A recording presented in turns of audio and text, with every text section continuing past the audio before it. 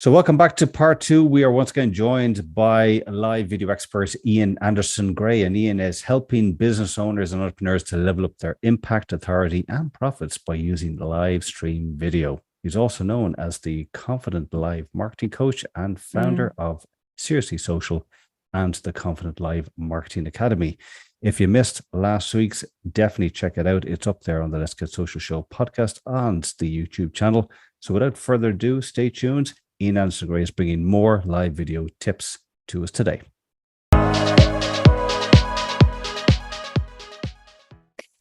So, guys, yes, thank Crunchy, it's Friday. And I have just delved in to check our favorite website, Philip, because we like the quirky, days of the trending days. Yes. And Ian, guess what today is?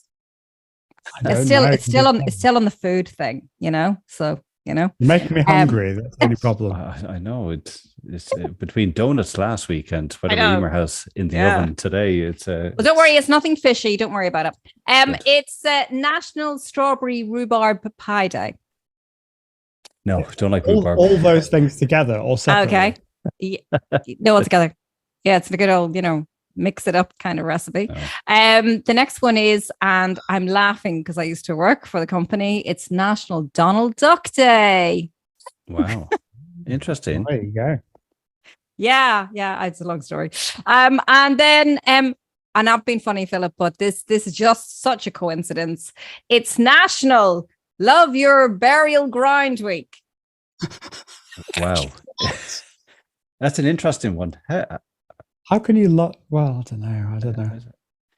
Well, not to be morbid, like my dad is, I suppose, died in 2015, and like when we go up now to tend his grave, to clean the gravestone and put flowers and put extra stones and stuff, and it looks really lovely. But there's some gravestones that are truly incredible, like works of art, the way people decorate and stuff. So maybe that's how it's tying in with that particular, Actually, this might intrigue you, Ian. I watch, sometimes on TikTok, these, creative people that go into cemeteries and they clean the headstones, right?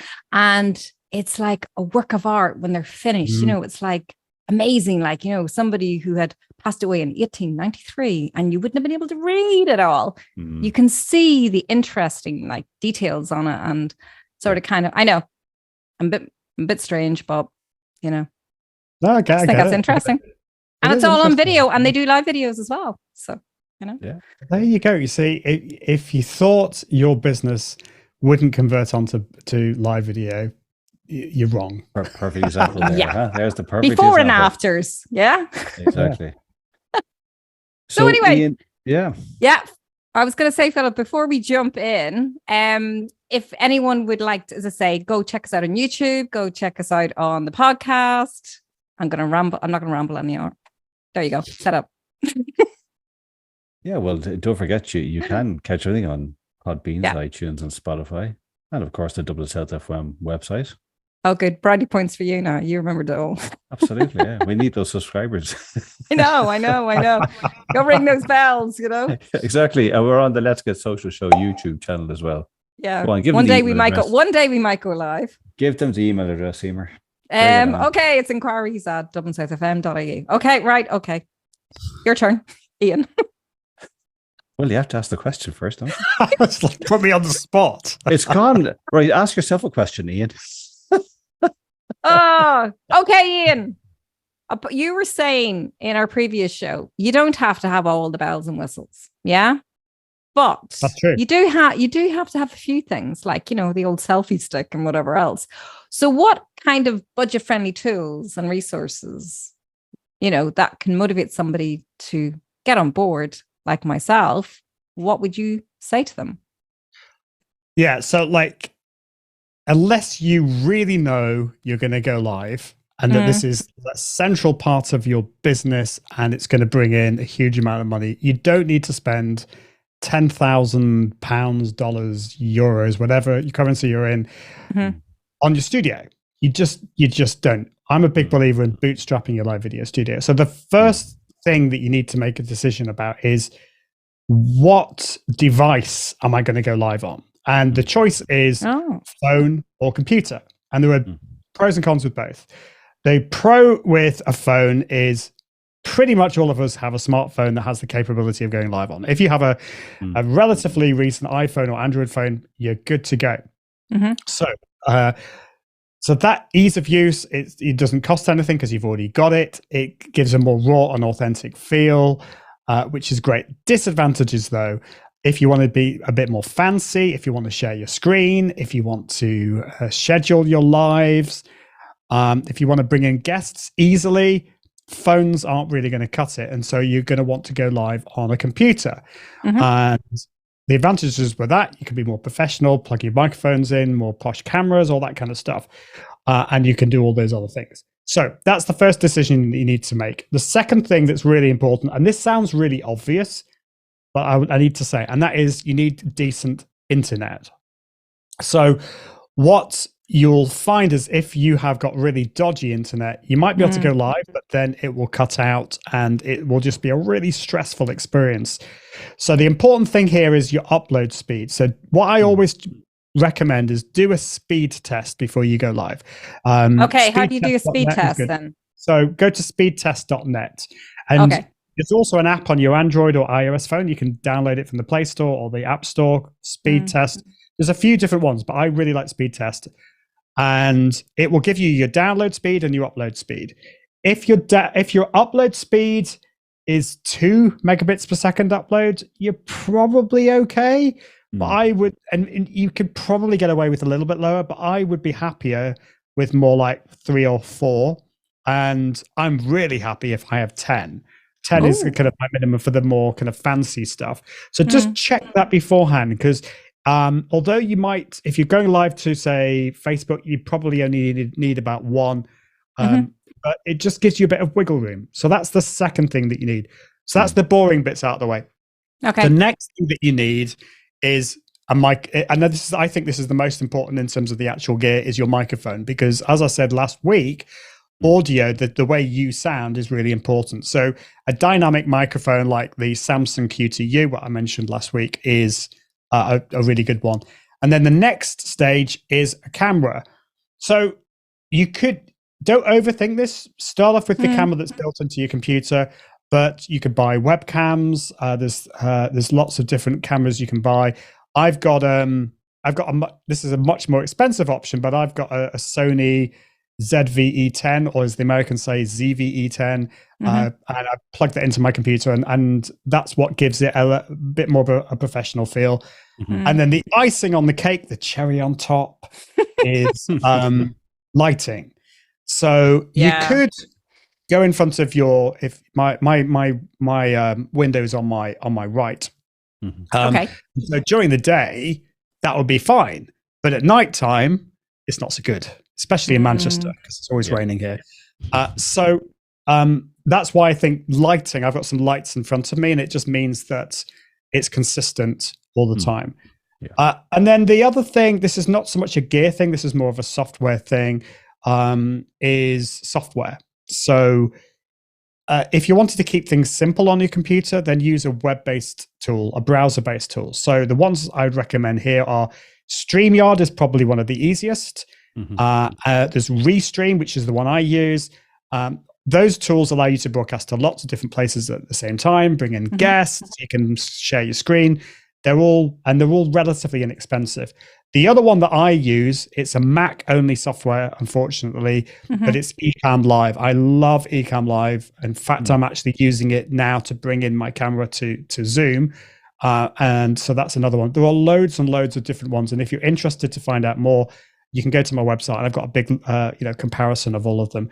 I will stop talking, because I could probably go on about this for a long time, but well, that's why we have you on, because you really love this, don't you, Ian? You love this topic, Ian. And well, actually, like obviously, from a social media perspective, one of the things that I love, or I always start off when I'm talking about digital, is strategy. And like from your perspective, from working with clients, and even your own approach to live, let's just say a client has now, we want to do live video. We have got some nice lights. We have, good microphone, so we're sort of set. Do you have a process that maybe you could touch on about, okay, how do we come up with ideas, types of content that maybe a business could explore, from a front to camera talking about a topic to a welcome or a behind the scenes, a walk around, and the sort of the process that you might go from idea, content creation, and then output, if that'd be possible? Yeah, this is such an important question, because you could tell before when we talked about the tech and the gear that I got a bit excited, and sorry, apologies for that. I'm a bit of a geek. I love that, and a lot of people, a lot of clients that I work with, that's where they want to go. They want help with the gear. Yeah. Particularly the ones who are have problems with confidence, and because they think the tech is going to sort everything out. You've got to start with the strategy, and as much as it pains me to say that, because the strategy is less black and white. It's because it's going to change. It's going to depend on so many different things, but you got to start with that. If you don't start with that, you'll never get started. And that's what made the big difference with me back in 2019, I think it was, when I launched my live show and podcast, the current one I'm doing, is I had to come up with the plan. And the plan is what actually made me do it, and has allowed me to I've not gone live every single week, but my podcast has come out every single Friday since then without fail. For someone like me who struggled with consistency, let's put it that way, it's allowed me to be consistent because I came up with that strategy. So this is what I recommend. This is what I recommend for people who are looking to create any kind of content, but particularly podcasting and video. And that is to come up with, first of all, why are you doing this? What are your selfish reasons for doing this live show before you get on to the other things? And for me, it was because I wanted to actually get myself out there, to be seen, to be visible, to increase my visibility. Let's put it that way. It was also, and this was kind of a side project, or side, what's the right word here? It wasn't my primary aim, but it had this real advantage in that it allowed me to network with people. So I got to meet some exciting people, and I got some of my marketing heroes onto my show, live streaming heroes, and that was great fun. And actually, that became one of my top priorities, because then they can help, the guests that you have on your show can then help market your show and promote your show, because if they had a good experience. So that was another thing. It was also because I was struggling with consistency and creating content, with live video, starting with live video allowed me to then repurpose into lots of other types of content, blog posts and all that kind of stuff, from my live show.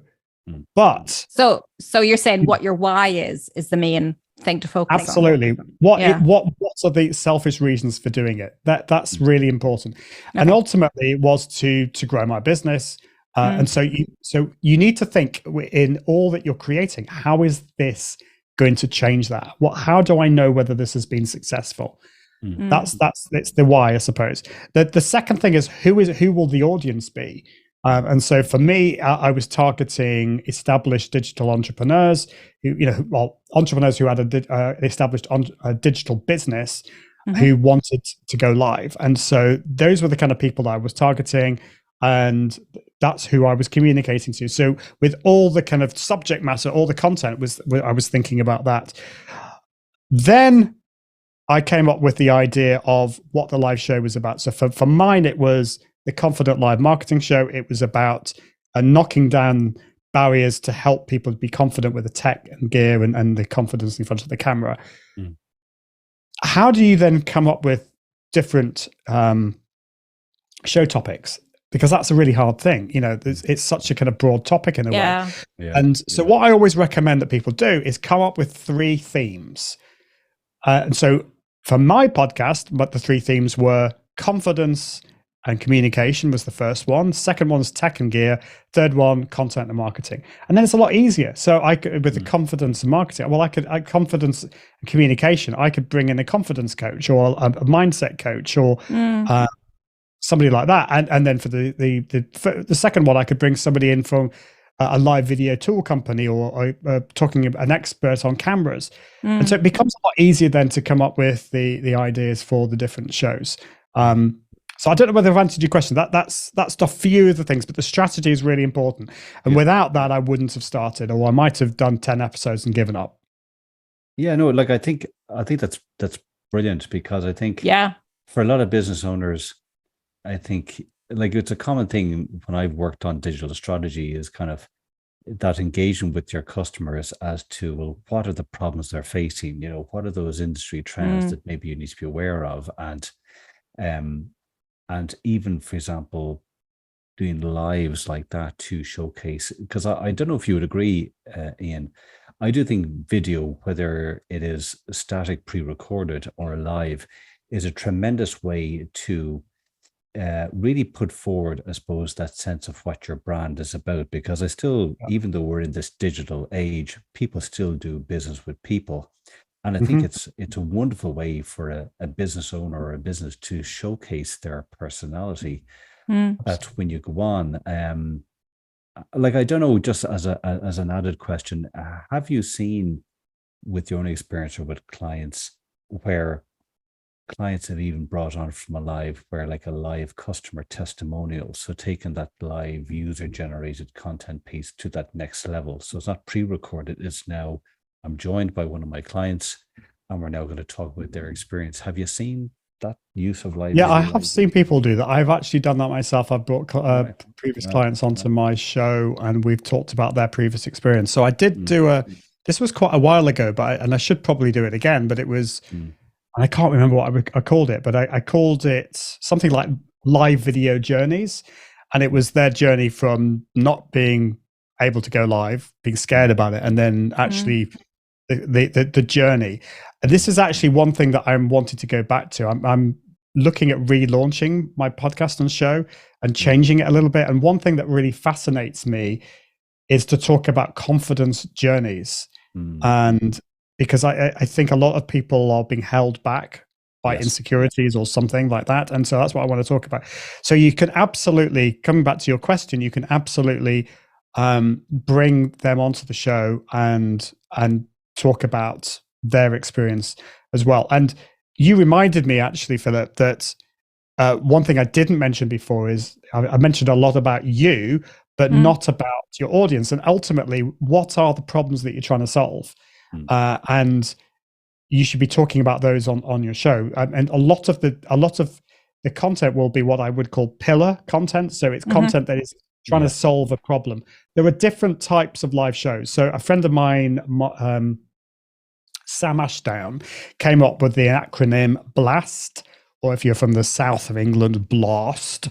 And it is it's short for the different types of live video content that you could create. Now, I focus on the last one. I focus on the T, but I'll go through them. So the first one, BLAST, is let's see if I can remember it now. So the first one is I'm going to forget what it is now. So what's his I have to go and Google it. Yeah, I'm gonna have to Google it. The B is I'm gonna come back to the one. The L. Oh, okay. Yeah. The L is local content. So this is highlight. So this kind of what you're saying actually before about bringing on a previous client, but it could be somebody in your local area.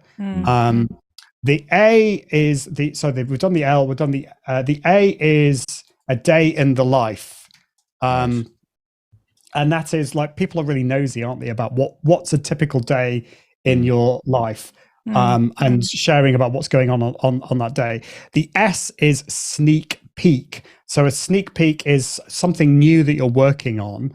A teaser near the end. Yeah. So and then the T is tips and advice, and this is the content that I tend to do, which is the pillar content as well. So now I've got the website here. There we go, and I've got it. Behind the scenes, behind the scenes, local, a day in the life, sneak peek, and tips and advice.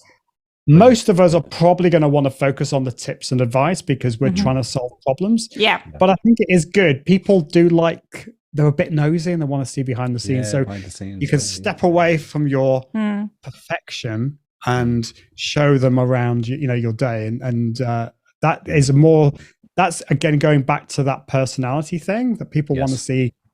And to be honest, that's the kind of stuff that I really like. I like to be a bit nosy and see, well, okay, your studio looks great, nice microphone and all that kind of stuff. But your life can't be quite that perfect. What's going on behind? Let's find out a little bit more about that. What are the products you're working on? What do you struggle with?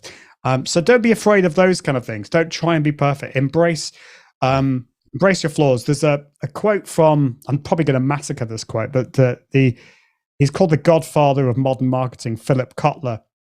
And he said something like that brands have adopted this new form of marketing, which is to embrace your imperfections and embrace your flaws and stop trying to seem perfect, because ultimately we do business with humans and no one's perfect. Exactly. So just drop the perfection. Yeah. There you go, Philip. I know you have perfect hair days, but it can't be always like that. No, definitely. When I wake up in the morning, I look like something was dragged through the back of the hedge. So I can't believe that. We'll have to have a sneak peek later, Ian. Yeah, sneak peek live video, live hair. Morning, everybody. Here I. Yeah. We don't want to go there with me, I tell you. No. It's all well and good. Ian, I'm getting there thinking about the live video, but if you want to get a little bit more out of it, because you can't go live all the time, as you were saying, what would you say regarding, say, you want to put that out like as hopefully it's evergreen. Evergreen is good for repurposing. You don't want to be putting something out at Easter that's related to Christmas, as I say.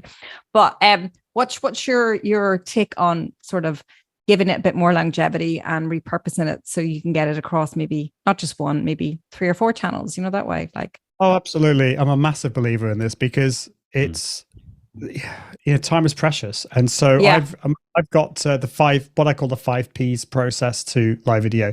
We've kind of covered a lot of the first 4, but I'll just go through them quickly. The first P is planning. So that's the strategy thing that we've covered. The second P is the pre-promotion. So you've scheduled it for tomorrow or next week. And you told everybody.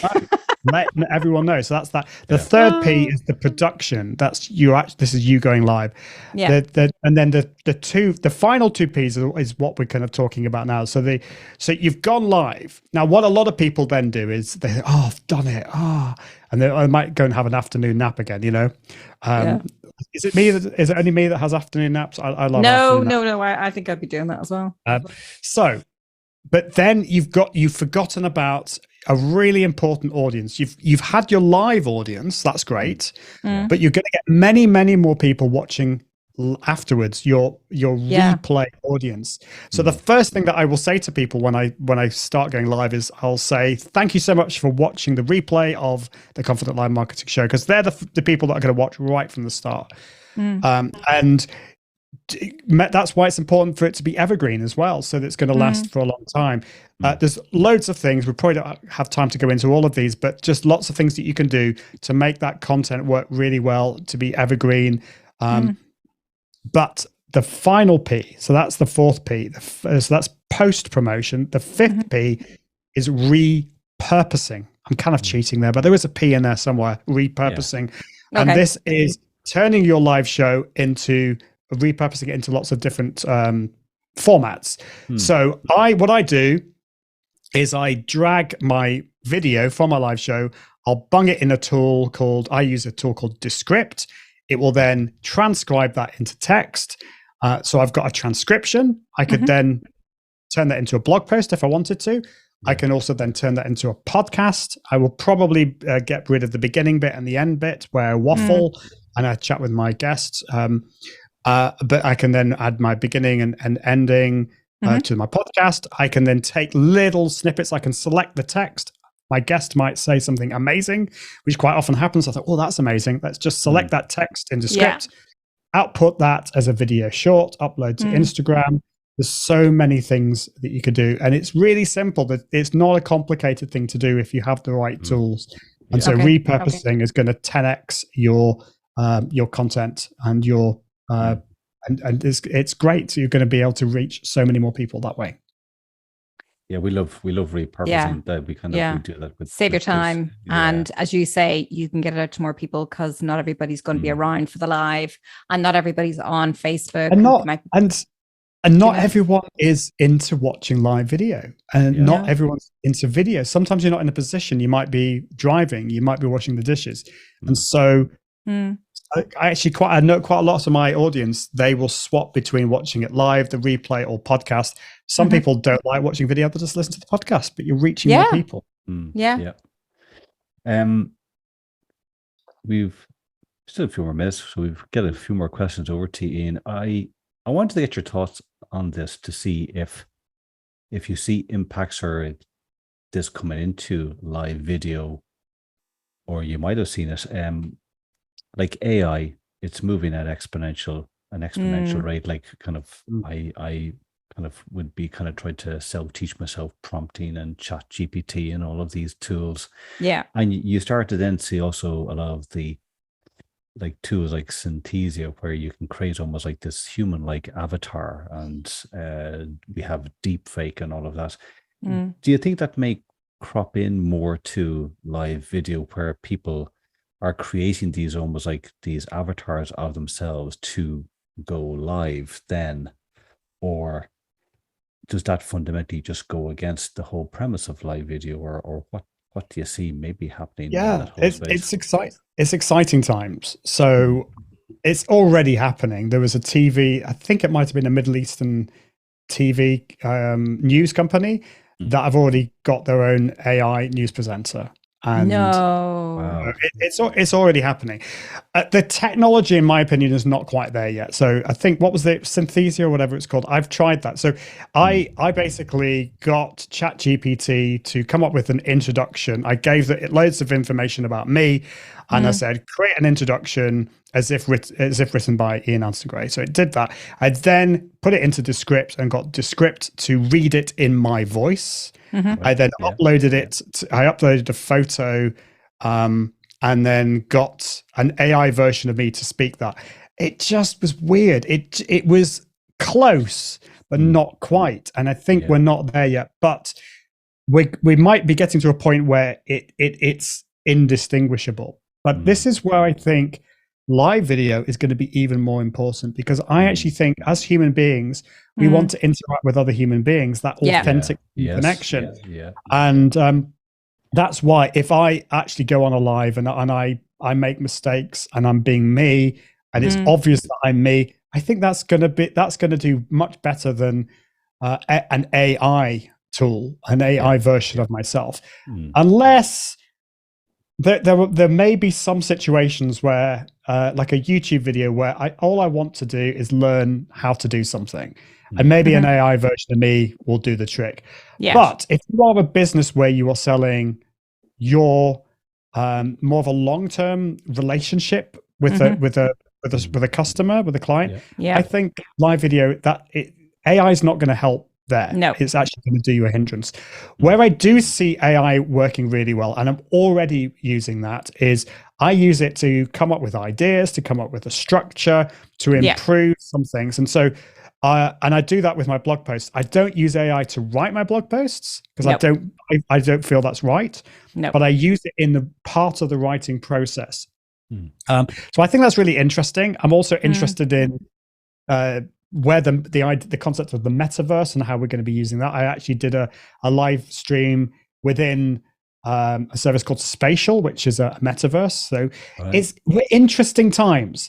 I just think for businesses, we're not quite there yet, but I think I think it's important to have our eyes on some of these tools. But I think there are some people getting a little bit overly excited by Web3 and NFTs.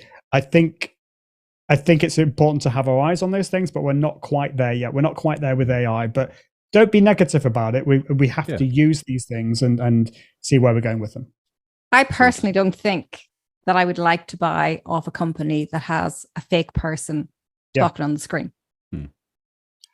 I think so. What I would say, if you are going to use it, and if you've got a good reason to use an AI person, Be really upfront about it. Just say, we've got this new series where we're going to talk about a tool every day or something or whatever. Yeah.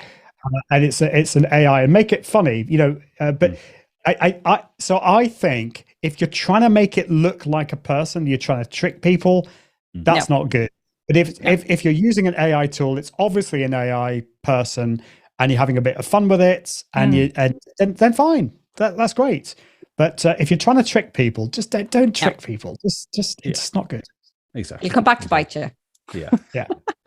Eber, we've time for one more question. If you want to throw that in. Oh, well, do you know what I mean, Ian? I'm going to sort of just throw something really silly at you, because I know you've got a great sense of humor. So you're always saying, talk about behind the scenes. Can you sit there and be doing a live video and telling people about how you brew your coffee?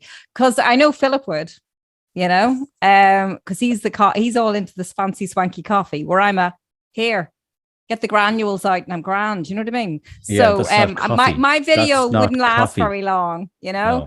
But is that kind of thing, maybe you could start the reason I'm asking this is because sometimes if you're on your own, you need some sort of a prop. Would that be a good angle to say, and I'm here and I'm making my coffee and people always wonder how I start my day, and I just thought I'd show you, or is that a bit too showy off? That's what I'm just trying to find. No, not at all. Like, so you know Amanda Webb, she has a digital coffee show.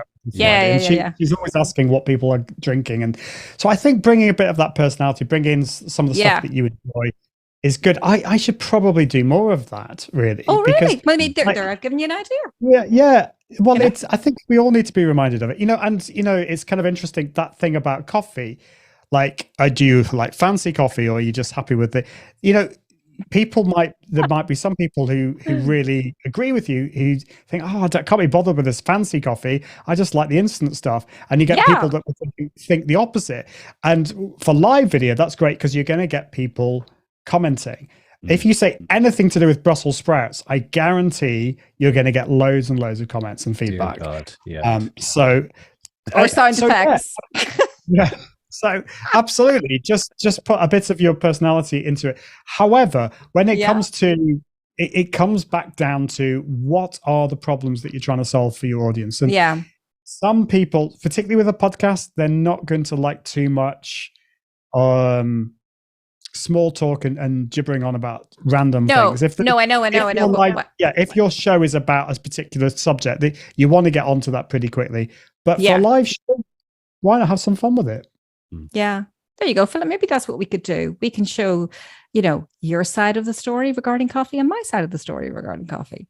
Let's see who has got more votes, as I say. I don't know. Absolutely. I'd love coffee wars. I'd love to know. As somebody who unfortunately can't drink coffee anymore. Unfortunately, I used to love coffee, and I was a fancy pants coffee guy, I'm afraid to say. Yeah. But the caffeine didn't agree with me. I got heart palpitations, and then and then something else happened. I just didn't agree with me. So unfortunately my coffee days are over, but it still interests me. So I would be very interested to see you talking about it. Oh, okay. I was going to say, to you, drink tea then, is it? Yes, I'm a big tea drinker now. Yes. Oh, you have to come over here. We have nice cups of tea over here, so we have. Yes. Yeah. We have a tea box. Well, I drink jasmine tea or just jasmine here we go. tea. My wife does chai tea, peace tea, Earl Grey. Sorry, hold on. What happened to the old Barry's tea? She drinks Barry's tea. Oh, I tell you, listen, I'm just back at the queue here now. I just get my Nescafe and off I go, so. Yeah, you'd be on your own if you showed up. Yeah, it's looking that way. Ian, listen, when they say opposites attract, Philip, that's all I'm going to say. It's very true. Very true. Ian, this has been a great show, another great show. I think you've given you'll have given listeners and business owners confidence and food for thought that it is not as daunting to get started. We learned obviously from the first show that potentially you're having a new book coming out. So tell us the website where they can go and learn And more about that book again. And more about that book. Where would you like people to go? Yeah, so, well, you can follow me on all the socials. Just search for my name. I have carelessly scattered myself across most of them. But yeah, my website is iag.me. That's where there's loads of blog posts all about live and comparing tools and all that kind of stuff. Fantastic. And yes, the book, which should be out now, is called The Most Amazing Marketing Book Ever.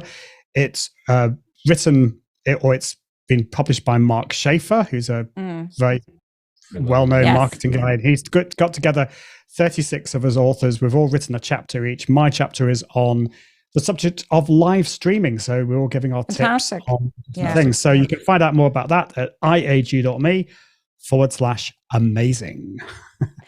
And you are. And guys, I was going to say, if you want to go and catch Ian in audio, and it's definitely worth listening to him, take it from me.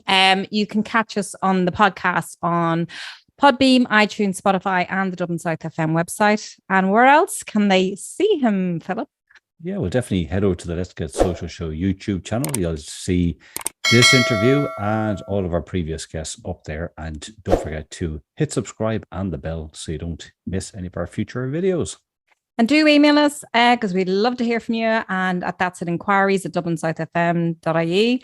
And again, Ian, thanks so much. Yeah, it's been fantastic. Don't leave it so long next time, as they say, Yeah, and if you're ever in Ireland or Dublin, Ian, definitely cups of tea or on him.